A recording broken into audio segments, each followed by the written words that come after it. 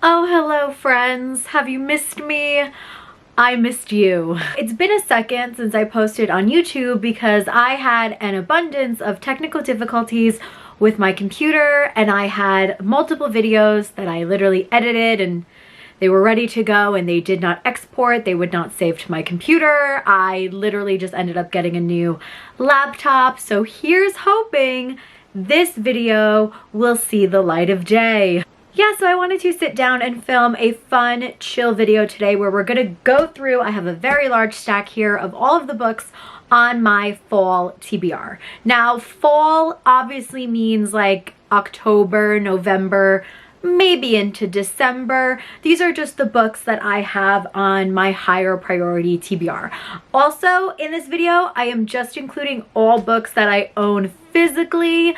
Does it mean I'm gonna read them physically? No, I actually have some of these like on like library holds, like for audiobooks that I'm waiting to come off. But you know, this is just an idea of, you know, what I'm excited to read this fall. We have a mix. We have mostly romance. I have thrillers in here, YA, like it's a good mix. I'm looking at it and I'm excited. And let's get right into my very large and ambitious fall TBR.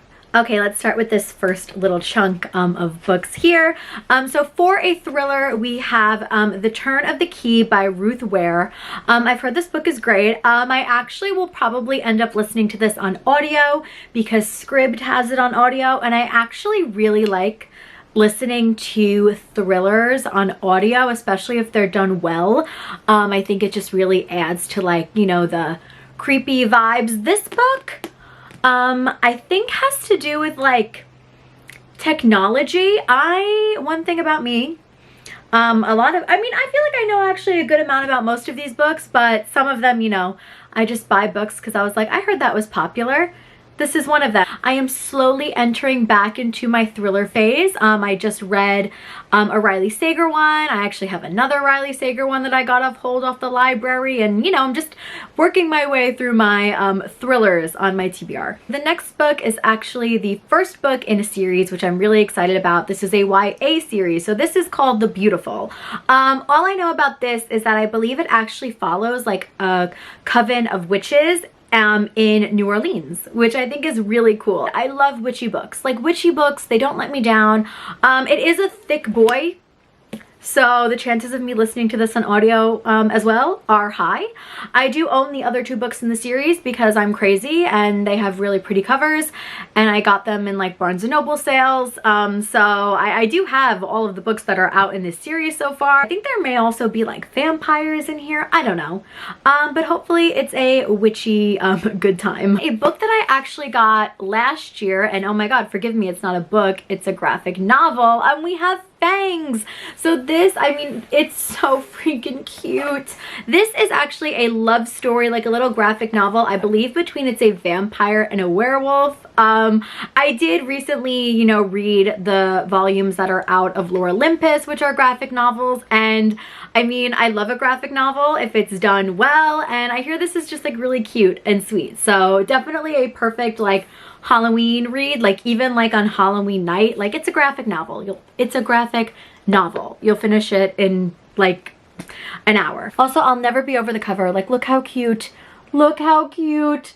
Oh my god, this is, I'm literally obsessed with this. Like, just go to your Barnes & Noble and get it. Like, it's so cute. And the sprayed edges, perfect. Perfect. For two romance books, but because they are sport romances and they're like football, I think both of them are football, they really fit the fall vibes. I definitely have some hockey romances and some football romances on my TBR. These are actually the two that I own physically, but do I also own them on audio? Yes, I do. I really wanted these special edition versions of Blindside and Fair Catch by Candy Steiner. These are like the discreet special editions. They're just so pretty. I love the fall color scheme for them. So Blindside, I believe, is a fake dating romance between people in college. It's the girl and then some guy on the football team. I think the girl's father may be connected Is he the coach? Is that this one? I just know that this one is definitely fake dating. I think she's trying to make someone jealous. And it's like a friends to lovers fake dating. Everyone who I know who has read this is literally obsessed. I have not read it. I have not read any Candy Steiner books. I do have a lot on my TBR. I got a love letter to whiskey and the Audible sale and all of that. I love fake dating, and I haven't read a football romance in a minute, so I'm excited. Fair Catch. I don't know what this one is about. What is this one about? Let's see. Oh, I see brother's best friend. Okay, college football. Oh, coach had to go and assign. Is this one the one where she's the coach's daughter? Maybe it's this one. But yeah, just another college football romance from Candy Steiner that I am excited to get to. And then maybe the time is now that I should finally get back into the Simple Wild series with Running Wild. So this book, while the first 3 books in the series follow Jonah and Kala, this book actually follows, her name is Marie, right? It is Marie, who is kind of like the, I don't want to say bitchy, but like they set her up to be kind of like the not likable. I don't know if she's not Jonah's ex, she's like Jonah's good friend. Like, I feel like they make you think that maybe she had a crush on Jonah or something. I'm kind of blanking on the setup, but basically Marie was like semi set up as like an unlikable character, but now she has her own love story. She is a veterinarian, I believe, and the guy who she falls in love with in this book has to do with like dogs, like snow dogs. Is it like sledding? Oh my god, that would be really fun. I'm trying to read the back. Sled! Oh my god, sled dogs! Oh, that's so fun. I was waiting for this to come out on audio. I don't know where the audiobook is, and I mean, these books literally take place in Alaska. Okay, they are perfect fall and winter vibes, so I definitely need to pick this up soon. I love this setup again with the sledding and the dogs, like that should be fun. On to the next stack. So first we have a book that I really need to read this October because it's the perfect vibes for it. We have Go Hex Yourself. This book is by Jessica Clare. I have never read anything by her before. I mean, the cover is precious. If you want to take a guess, obviously about a witch, but this also, I believe, is, you know, Kylo Ren fan fiction. Star Wars fan fiction, very love hypothesis, but with witches. You can also kind of tell by the cover as well. I mean, that's not something that makes it a selling point for me, but just as an FYI, what else do I know about this book? Oh, when Reggie Johnson answers a job ad in the paper, she's astonished to find that she's not really applying for work at her favorite card game, Spellcraft. Instead, she's applying to be an actual familiar for an actual witch. Oh, that sounds fun. So she's not a witch, she's like working for a witch. Okay, I like the setup. Hopefully this will be good and cute and just a nice October read. Speaking of Allie Hazelwood, Love on the Brain. I have this audiobook on hold through my library, so I feel like I should be able to get this audiobook probably in November. It was definitely, you know, a longer wait time because this book just came out, and obviously Allie Hazelwood is a very popular author, but I don't mind waiting for it. I listened to The Love Hypothesis on audio and I actually really liked it on audio. The Love Hypothesis is not a book that I talk about that much because I like it. I don't love it. Like, I think it's a fine book. I would recommend it. I have recommended it to people. It's just not like my perfect romance, but I think it's cute enough. I'm excited for this. Some people are like, it's literally Love Hypothesis 2.0. Some people are like, this is better than the Love Hypothesis because it has a touch more steam. I know it has that like typical Allie Hazelwood, like very tropey, tall, grumpy guy, quirky girl, and we will just see how it goes. I have a feeling that it's going to be like the Love Hypothesis, where I think it's cute. I probably won't think it's anything special, but I would like to be pleasantly surprised by this book. So we'll see what happens. But I mean, the cover, I mean, I had to pre-order this as soon as I could. Like, look at all the pink. Quite literally precious. This is so cute. An audiobook which I actually like need to listen to like immediately. I'm very excited for Dating Dr. Dill. The audiobook is on Scribd, so that's why I'll probably listen to it on audio, by Nisha Sharma. Nisha is so nice. She's actually my mutual on TikTok. When I followed her, she like followed me back right away, and I was like, oh my god, hi Nisha. And she's lovely. Anytime she like posts a video like talking about publishing and like her experience, I just always feel like I get so like well educated. She's just so smart, and I was interested in this book even before Nisha followed me, and I actually think I purchased this book before she followed me because it's literally a retelling of Taming of the Shrew. Now, you give me any sort of Shakespeare retelling and I am on it. This is actually the first in a series that she's gonna do that are inspired by Shakespeare retellings. I know she said the third one in this series is gonna be inspired by The Twelfth Night. I forgot what book she said the second one is, but if you go on Goodreads, I'm blanking on the actual title of what this like series is called. I think it's like Shakespeare Aunties or something like that, but I am just really excited for this. Like, I'm very much excited for this. I'm so sorry, I feel like I'm saying I'm very excited for every book, but it is what it is. I put all of these books obviously on my TBR because I'm excited. Okay, we're working our way through the stack, people. All right, we have another thriller. This is by my girl, Karen Slaughter. This is Pretty Girls. The only book I've read by her that I'm absolutely obsessed with is False Witness. So Pretty Girls, I think, is her most popular work. I also know that this book, like, people, like, they love it, but they also talk about how very dark and like disturbing it is. So, you know, please be mindful of that. I think it has to do with the missing girl and, you know, murder probably. I do have this on audio. So I will be listening to this on audio. I am really excited for this. It's just, you know, a very hyped up thriller that has been on my TBR for a while. I have mutuals who love thrillers and love this book. And I really loved, again, the other book that I read by Karen so much. I thought the writing in that book was incredible. So I'm hoping that I find the writing in this book to be just as good. But yes, another thriller on the spooky season TBR. Speaking of just a book perfect for spooky season, we have Love in the Time of Serial Killers by Alicia Thompson. I think what does this book have to do with? Let's see. She's a PhD candidate. Is it on, like, what is she trying to do? Oh, okay, I read the back of the book, and our girl Phoebe thinks that her new neighbor is a serial killer. Wow. Oh, but then look, it says it's not long before Phoebe realizes that Sam might be something much scarier, a genuinely nice guy who can pierce her armor to reach her vulnerable heart. Okay. So that's cute. I mean, I hear this book is really good. I believe it also has curvy representation in here as well. I think the main character is curvy. We love to see that. The cover, this vintage comic style, the pink, the red. I mean, what a me cover. What a cover after my own heart, after my own taste. I am literally obsessed with this. And again, it sounds really cute. Perfect fall spooky season read. Another book which is perfect fall vibes.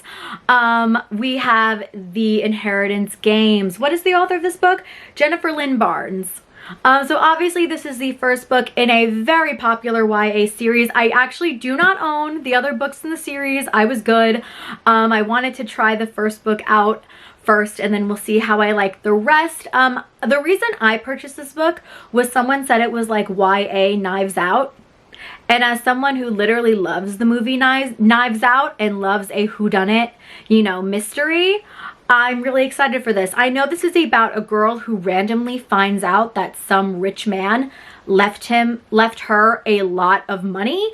And so she goes to the estate, and again, in very Knives Out fashion, the family of the guy who passed is like, why did he leave you all of this money? And I think there's like puzzles and stuff and just mystery, and again, really good fall vibes. I know there's like a love triangle in here, which isn't my favorite, but you know, we will see how it goes. And then two more romance standalones. We have An Unexpected Turn by Stephanie Rose. This was kindly sent to me by a publisher, and I have this on my high priority TBR because you would never guess. This is a single dad romance. Small town single dad romance. Sign me up. And I mean, the color scheme of it with all the fall colors is giving me fall. I don't know if this book takes place in the fall or the summer. Who the hell cares? But honestly, in my opinion, small town romances are fall. They're also against summer. I mean, small town romances are all year round, but like, you know what I mean? Like the cozy vibes, you know, of a small town romance. I think they're also good fall read. I have not read anything by this author. I, you know, want to expand my single dad recs. I want to recommend ones that maybe not everyone is reading and recommending. So hopefully we have a good one in here, a little hidden gem. I think it's also obviously age gap, grumpy sunshine, and like literally sign me up. Whoever sent this book to me, they know my taste really well. An audiobook that I have probably coming off hold off of my library really soon. We have Payback's a Witch by Lana Harper. This is the first book in a series. It actually has a sequel that is coming out soon, or maybe the sequel came out. I don't know if the sequel follows the same group of people from this book or if it's new people, but this is technically like a small town witch series. And again, I bought this book last year when it came out, I believe. And I do know that this book has to do with like families of witches who like come back to their small town to kind of compete in this tournament to see like which family is like the best, or like which family gets to like rule the town. I may be wrong about that, but I do know it has to do with like a magical tournament. But then it also has to do with, it's actually a sapphic romance in here. So we have a lady loving a lady, which I mean, I love that. I mean, again, sapphic, witchy vibes, October, Halloween. But I also think the main girl is dealing with like revenge on an ex. So maybe, I think maybe both of the girls bond because they have the same ex. I might be making that up, but I think that's what this book is about. But regardless, I have the audiobook hopefully coming soon for me to listen to and then report back. I also love the cover of this book. It is so cute. And the title, Payback's a Witch, precious. Okay, and finally, the last two books. I am really ready for these books because I feel like now people are really hyping up the second one. So we have Once Upon a Broken Heart and its sequel, The Ballad of Never After, by my queen, Stephanie Garber. I feel like I may have talked about it on this channel, maybe in a previous recommendation video, but I actually feel like I haven't because I read the Caraval series last year. But anyways, so Stephanie Garber is the author of Caraval, which is one of my favorite series of all time. This series is technically connected to the Caraval series. You don't have to read Caraval before these two books, but the character Jax, who shows up in the Caraval books, is actually like the main guy in these books. So fun fact, this was one of my most anticipated books like when it released. I went out and got it right away. I was so excited. I read the first 2 chapters and then I put it down. It's not that I didn't like it. I just, for some reason, got distracted and I never picked this book back up again after I read the first 2 chapters. It follows Evangeline and, oh, okay, now I remember what happens. Now I remember what happens in this book. So Evangeline is like stressed in the beginning of the book because a guy who she thought she was in love with was like getting married to someone else. I don't know if he was getting married to like her cousin or something, but she tries to stop the wedding and ends up summoning Jax, who's literally like the prince of, what is he? He's like a prince of something, but he's like a bad guy. What is he? Like what is, I can't remember what Jax is. Oh no, Jax is, he's like a fate. I am really blanking on what happened, but Jax is like a magical being. He's not a good guy. He's known to be like a little bit of a trickster, if you know from Caraval. So anyways, she ends up summoning him and I don't really know what happens from there.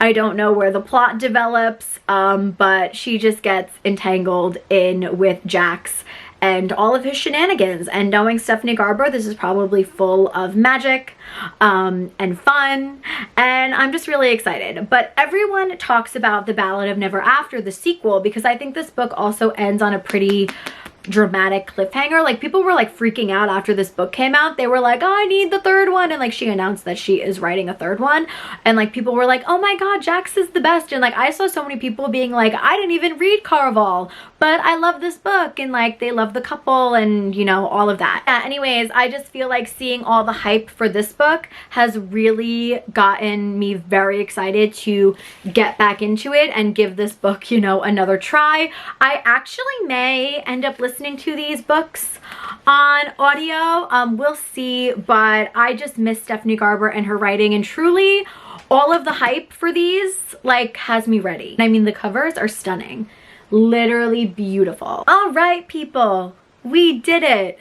I felt like I just did so much talking, but that was it. That was my high priority fall TBR. Obviously, that doesn't include books that are on Kindle Unlimited and all of that, but you're just getting a good idea of what I am excited to read this fall season throughout the next few months. Will I stick to this TBR? Oh my god, my necklace broke. My necklace literally broke. I mean, granted, it was like a cheap ass choker from somewhere, but that's really funny. But anyways, I hope you enjoyed this video and getting a peek at my fall TBR. Obviously, this does not include like Kindle Unlimited books and all of that, but again, these books are very top of mind. I definitely cannot wait to get through them in these coming months and reporting back to you guys. If you have read any of these books and you love them, please let me know down below what books are on your fall TBR. I would also love to know. And yeah, thank you so much for sticking around and watching this video. All of my links to social media are down below, you know, my TikTok, Instagram, and Goodreads and all of that. And yeah, I will see you guys in my next video. Bye!